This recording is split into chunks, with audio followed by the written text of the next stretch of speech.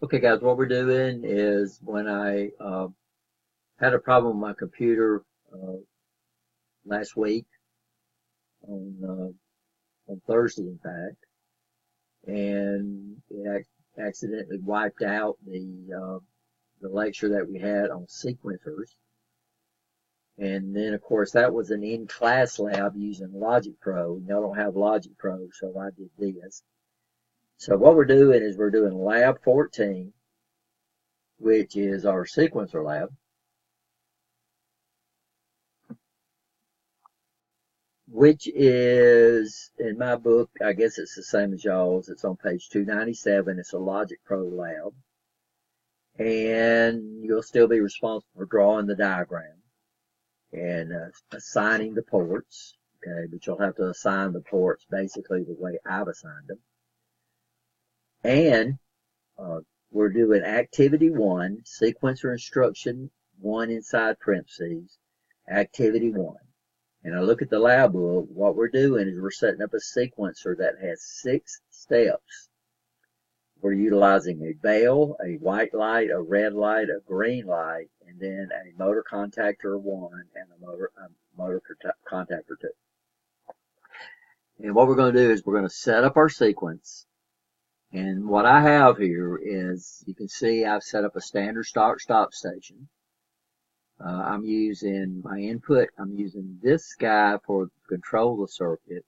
I'm going to use input 3 to load my sequencer. And then my output, I'm going to output it to the set of LEDs right here. And we go right down the list. If you're looking at your lab, which you should be, I'm using output 0 for the veil. I'm using output 1 for the white pilot light. I'm using output 2 for the red pilot light. I'm using output 3 for the green pilot light. I'm using output 4 for motor 2, and I'm using output 5 for motor 1, or motor contactor 1, motor output 1. The actual contactor, of course, is out in the real world, and then we're going to just look at the energizing the output ports here. Over here on input 3, this is what I'm going to do to set up the sequence. I'm using this to do what I want to do with the veil. I'm going to use this one to set up what I want to do with the white light, red light, green light, M2, and M1. So we're going to input the information from input 3, and then we're going to output the sequencer output instruction. We're going to output to our port 2. So what I've done is I'm going to use these for control. So I'm going to use switch input 1, switch 2 to load the sequencer file. And then I'm going to use input 1 bit 3 to actually go through the sequencer output instruction. So over here, what I've done is this guy uses indexed addressing. So what it can do for us is it automatically increments the index register every time I hit that button, which will automatically send us through this sequence, right? This is where I'm going to get my information from. So in this situation, what we're going to do is we're going to get our information from, our source is going to be input 3. Using the first 6 bits, 0 through 5. This is where we set up our control register. Now, we use counters all the time, and we use timers all the time. So what those do is they use a built-in memory we call a status register, and that's pre-assigned. We don't use sequencer instructions all the time, and we don't use bit shift instructions all the time, and the other things that we do. So what we do with this is we set up our own status register files. So what we have to do for each sequence instruction is we have to specify one of our control registers. So here we're specifying control register 5. Control register 6, R6, word 0. So if we look at our status tree, our project tree, we see that R6 is assigned for control. So any instruction that needs to have a status register, then we use R6. And these are going to be some of these advanced instructions that we very seldom use. So we're not going to automatically assign a status register to instructions that we don't use often. So we're going to use R6 for our SQL, our sequencer load. So this is where we're going to load our table. And then we're going to use our SQ output to send where we're going to put it. So what we're going to do is we're going to load it into B3 word 1. So we're going to pull it from B3 word 1. And this is where we come up with the bits that we want to mask off. So this mask is an AND mask. So what we want to do is we want to allow these switches right here, 0 to 5, we want those to come through. We want to block or strip off bits 6 to bit 15. So what we do is we come up with a mask. So this is the way I came up with a mask. So what I did is I laid out the 16-bit register. So this is coming from input 3.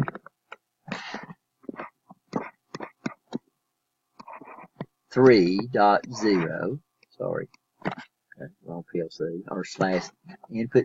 So this would be coming from word 3 or module 3, and then we're going to use the whole word. We're not going to use the bit. So we're using the whole word. So when I use my input instruction, this is what we're bringing in, but we're bringing in this whole 16-bit word, but we're only using switches 0 through 5. So when I store it in my output word, what I want to do is I want to strip off bits 6 through bit 15. So in an AND mask, if I want to strip them off, I use a 0 in my mask. If I want to let them come through, I use a 1 in my mask. So what these would be all zeros. And then, of course, these would be zeros, these would be ones, and these would allow these guys to come through. So they would come through. But instead of entering them in binary, then we take we take what we're going to let come through after we do our mask. So our mask would be this. 3, it's going to be 0, 0, 3, F, and then you have to specify hex. Or RS Logix would give you a error. I don't know about Logix. So when I bring my mask back up, here's my mask, 003F hex. We're going to send our information to output 2. We're going to send our information to this output right here. We're going to use control register 6. The length is going to be the length that we're going to be storing in here. And then currently we're at position number 2. So I was playing around with this, so I'm going to start off from scratch and show you how to do that. So you can see when I go through the sequence, which would be bit 3, it automatically increments it. Okay, see that? Okay. And then up here, when I do this, it automatically increments it. Okay. So what we're going to do now is we're going to load our sequence that's indicated in lab. Now we could do this way. So I could literally go to my B3 register and I could come in here and I could put what I want to in these registers. So I could come out here and put anything I wanted to. So I could come in and I could do exactly what I showed you I was going to do. So I could come up here, step 1 says I want to turn the bell off. And the only thing I want to turn on is motor 2. So I could come out here and I can put this, and then that would come in and load the first sequence. And then I could do this manually every time. Okay. I could move instructions. So I could come up with this pattern and I could move information into those locations if I wanted to, using move instructions. But we only got 6 steps, so we'd have to have 6 move instructions that I could hit a button and it would put this information into my SQL, into my sequencer, and then that way we would not use a sequencer load instruction. But we're going to use a sequencer load instruction so I can show y'all how these instructions work together. Now, when you first program your sequencer, what's going to happen is, now when you first enter the information in here, it's going to set your position at 0. Unfortunately, when we actually switch to run, and I'm not sure if this happens in Logic Pro or not. So let's go up here and turn it off. I'm going to go up here and put it in program and upload. So in Artist Logic 500, every time you upload a program, what it'll do is it'll reset everything for you. Logic Pro does not do that. What Logic Pro does is it keeps it in the same situation that it was in. So notice here it's at 0. And then when I come up and enable it, it went to whatever I had in there last. But what we need to do is this guy here just rolls around. So right now I've got them all 0. So I've enabled my circuit, and notice when I hit 2, where's it going to put it in? Well, right now it shows I'm in position 6, which will be at the bottom of the table. So when I hit 2, it's going to roll around to 1. So where it put the information in is not in 6, it put it into 1. So what we have to do right now to get this thing to sequence through correctly is I'm going to put it on the end of the table, and then when I hit enter, whatever I put in the top is going to be put into position 1. So the first thing that we want to do in position 1 of the table is, remember we're using these switches right here, is we want to turn, the only thing we're going to do in step 1 is turn on motor 2. So what I'm going to do is, that's motor 2 is switch 4. So I'm going to close this, and then I'm going to come up here and load that into my sequence. Now notice when I hit it, this is where it went into. It went into position 1. So we just loaded position 1. Then what I'm going to do, now I'm ready to load position 2. Now what we want to do on position 2 is we want to turn on the red light. So let's take this guy here off. We want to turn on the red light, which is bit 3. And we want to turn on the green light, which is, we want to turn on the red light, which is bit 2. And we want to turn on the green light, which is bit 3. So this is step 2. So we're turning on the red light and the green light, bits 2 and bit 3. And then I'm going to load this into my sequence. Notice, so I loaded this into step 2.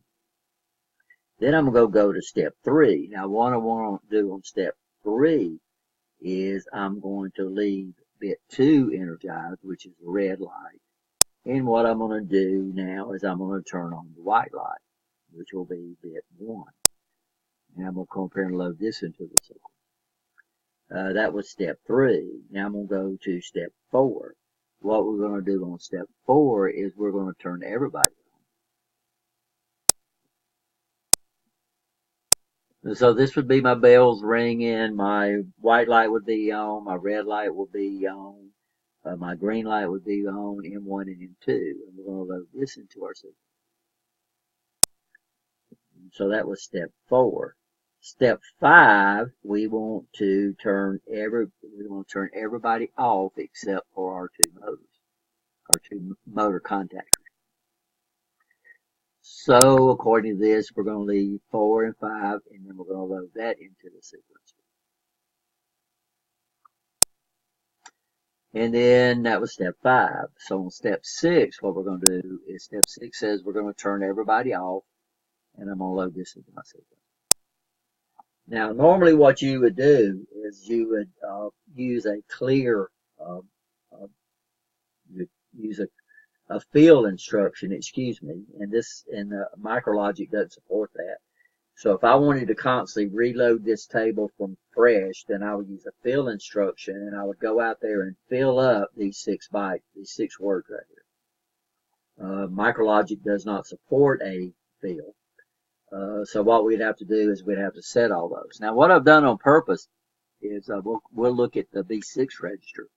And what I've done on purpose is I've come up here and I've put all 1s just to show y'all that the first place it uses, and it should use this guy right here, but for some reason Logic Pro skips over that. So what it does, it's going to skip over this word right here, right? You understand? And it's going to go to, I'm sorry, here's where we at. So it skipped over, we're using word 1. So it skipped over 0, and then it went over automatically to word 2.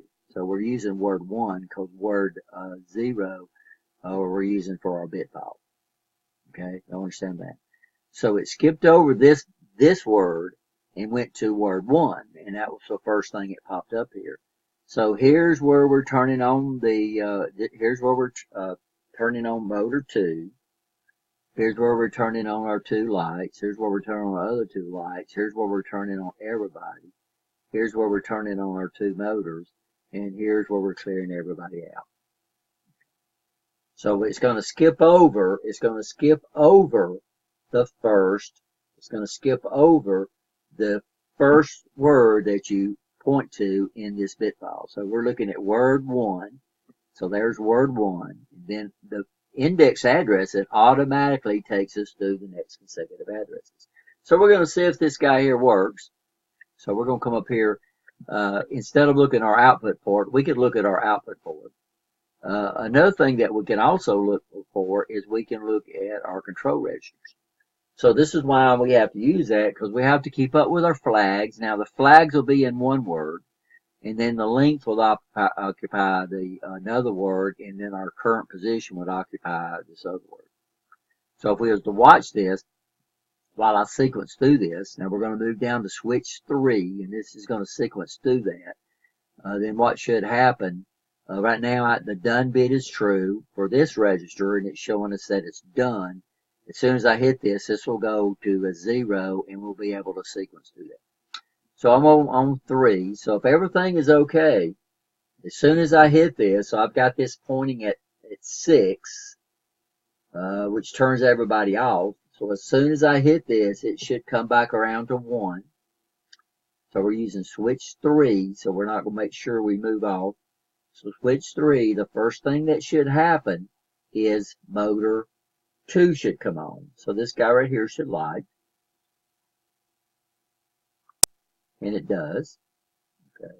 The next thing that we told it to do was to, which would be step 2, it should turn on the green, and motor 2 should go off, and it should turn on our green and red lights.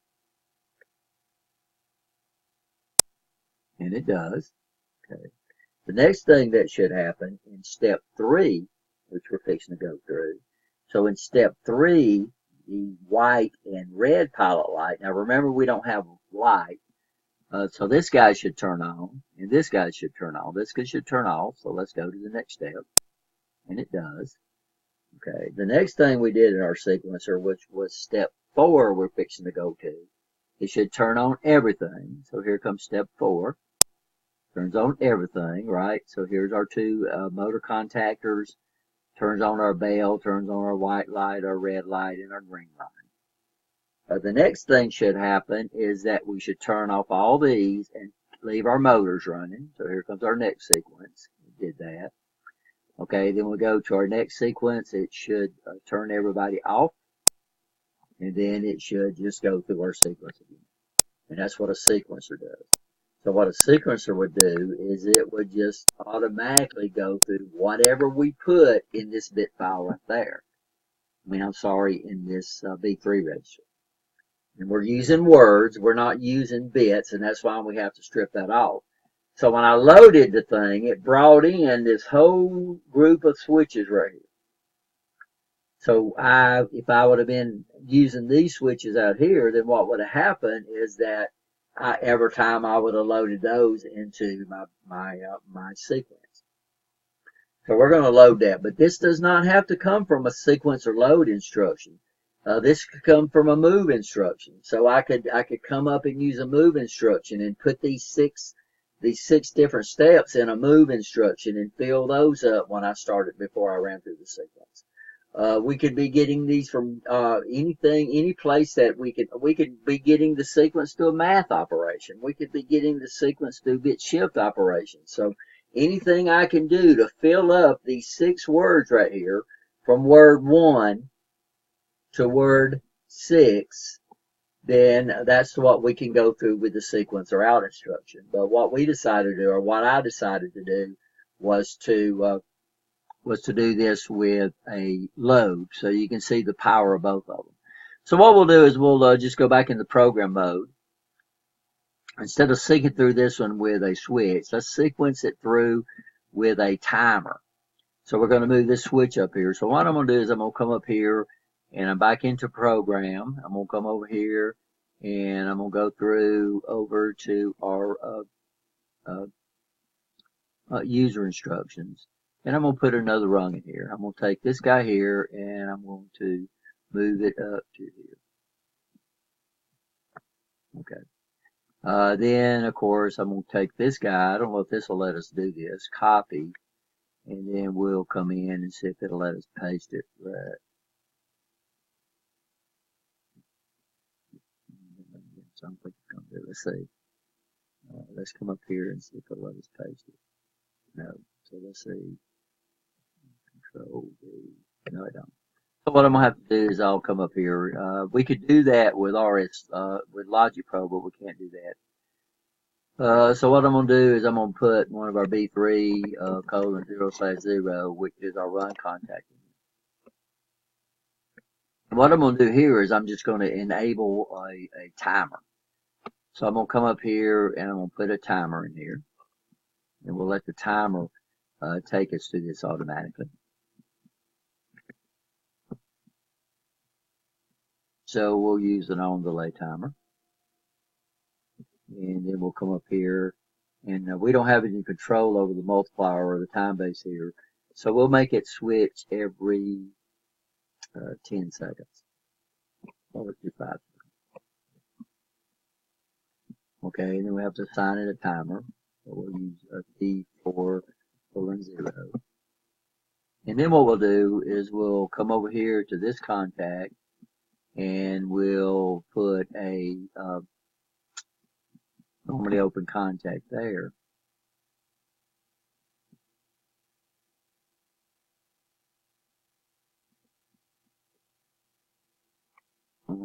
We'll use T4:0/. We'll use the done bit, right? So increment to that. And then we'll also come up here and use we'll use a normally closed T4:0/ done contact to automatically reset our time. So let's download this.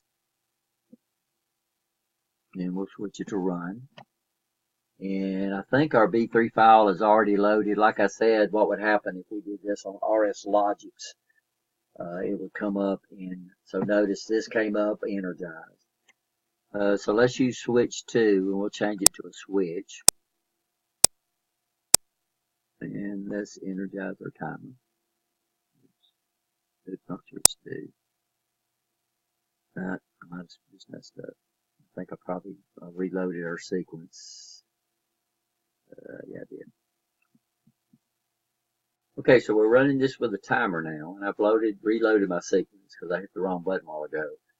And so what we're doing is we're running this with a timer. So every time the timer is done, this drops out, resets our timer, comes back in here, and increments our sequencer. So what's going to happen is these are going to go through these steps automatically. So we'll look at step 6 when it rolls around. So all of them will go off for step 6.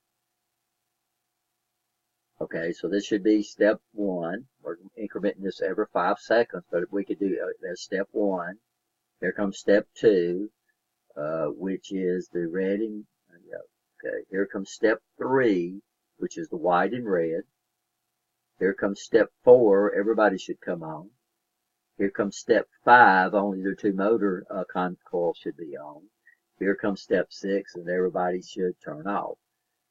So we could automatically go through the sequence. We could trigger the sequence. We could trigger it from an input. We could trigger it any different ways to make this thing go through a sequence. But what's so nice about this is if I could come up with a series of things that I wanted my outputs to respond to, instead of me doing all this logic and all these compares and all this other kind of stuff that I would have to do, then what we would have to do. So I could set up a counter, then I could set up a compare instruction to go through the sequence. And I think they give this in your textbook. I don't have my textbook. When they first say, okay, this is a sequence we want to go through, and they do it with compare instructions, then they do it with a counter. Here we could do this with two instructions if I load it from a switch and then output it. Or we could load it from a switch and then go through the table automatically with a timer. Or we could load it with a fill instruction, or we could load it with anything we want to go through the instructions. Of course, here what we're doing is we're combining both the sequencer load and the sequencer out instruction to go through this table. And this is a really, really powerful instruction. If you had a sequence that went through the same sequence every time, you could set up that sequence, and then you could, that would save you so many rungs of doing that. This right here, if we did this with a timer and compare, this instruction, this program would be at least 7 rungs. So this is lab number 14, implemented on the RS Logic, the Logic Pro software. Now, what we talked about in class, we could not get the data handling instruction to work correctly on the RS Logic software, and it's a simulation, and there are some problems with it. The sequence instruction seems to work okay. Okay, so this concludes this. Those that wasn't absent, if we're absent during class, this gives you an opportunity to do this because this was an in-class lab. So you can use this to do your lab, and then that way you wouldn't actually miss the lab.